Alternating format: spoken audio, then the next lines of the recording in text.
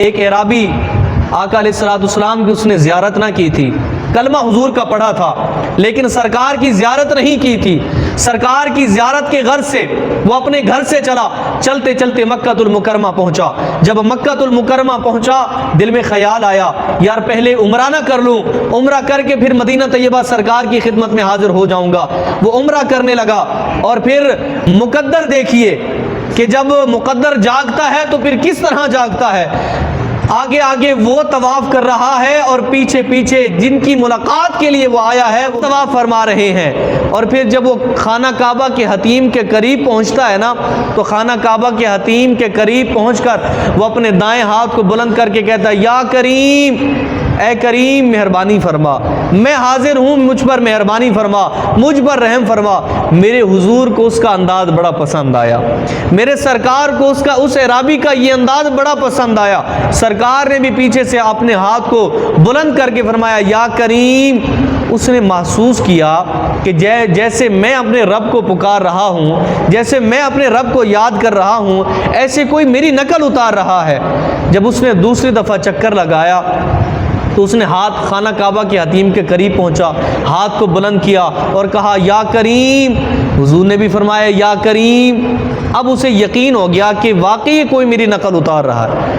تیسری بار اس نے چکر کاٹا اور دل میں خیال کیا اب اگر اس نے میری نقل کی نا میں اس کو دیکھ لوں گا، اب اگر اس بندے نے میری نقل کی تو میں دیکھ لوں گا کہ وہ میری نقل کیسے اتارتا ہے۔ جب تیسری مرتبہ وہ خانہ کعبہ کے حتیم کے قریب پہنچا، ہاتھ کو بلند کیا اور کہا یا کریم۔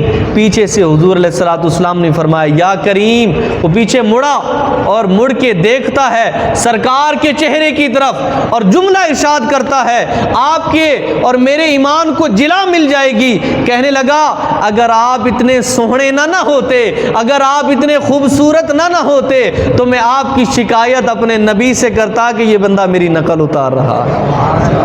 اگر آپ اتنے سوہنے نہ ہوتے تو میں آپ کی شکایت اپنے نبی سے کرتا۔ سرکار نے فرمایا وہ کس نبی سے کرتا؟ کہا محمد الرسول اللہ صلی اللہ علیہ وآلہ وسلم سے۔ کہا تو جانتا ہے کہ محمد کون ہے؟ نہیں، میں تو ان کو دیکھنے کے لیے آیا ہوں، میں تو ان کی زیارت کے لیے آیا ہوں۔ فرمائے پھر دیکھ لے محمد تیرے سامنے کھڑے ہیں، دیکھ لے حضور تیرے سامنے کھڑے ہیں۔ قدموں میں گرا، حضور گستاخی ہو گئی، حضور درگزر فرما دیجئے۔ اتنے میں جبریل امین آئے، آقا علیہ الصلوۃ والسلام کی آنکھوں سے آنسو جاری ہو گئے۔ یا رسول اللہ روتے کیوں ہیں، آنسو کیوں جاری ہیں؟ فرمایا جبریل آئے اور آ کر مجھے رب کا پیغام سنایا۔ یا رسول اللہ کون سا پیغام؟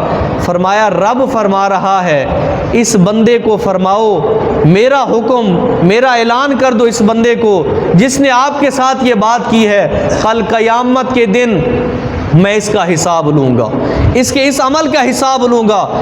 اعرابی تھا، عرض کرنے لگا حضور گھبرائیں نہیں، اللہ اگر میرا حساب لے گا تو میں اللہ کا حساب لوں گا، اللہ اگر میرا حساب لے گا تو میں اللہ کا حساب لوں گا۔ ارے اللہ حساب لے، وہ قادر مطلق ہے، اس نے نعمتیں عطا فرمائی ہیں، اس نے زندگی بخشی ہے، اس نے اولاد بخشی ہے، اس نے مال و دولت بخشی ہے، وہ نعمتیں عطا فرمانے والا ہے، وہ حساب لے، اس کا حق بنتا ہے۔ تو کس چیز کا حساب لے گا؟ کہا اگر اللہ رب العالمین مجھ سے اپنی نعمتوں کا حساب لے گا تو میں اس کی مغفرتوں اور اس کی رحمتوں کا حساب لوں گا، اس کی برکتوں اور عنایتوں کا حساب لوں گا۔ اتنے میں سرکار کے چہرے پر تبسم کھلکھلانے لگا۔ آقا علیہ الصلوۃ والسلام سے پوچھنے لگا یا رسول اللہ اب کیوں تبسم فرما رہے ہیں؟ تو حضور نے ارشاد فرمایا ابھی جبریل آیا اور اس نے مجھے آ کر یہ خبر سنائی، اللہ رب العالمین ارشاد فرما رہے ہیں اے محبوب اپنے اس غلام کو فرما دیجئے کل قیامت کے دن نہ میں اس کا حساب لوں گا، نہ یہ میرا حساب لے، بغیر حساب کے اسے جنت میں داخل فرما دوں گا۔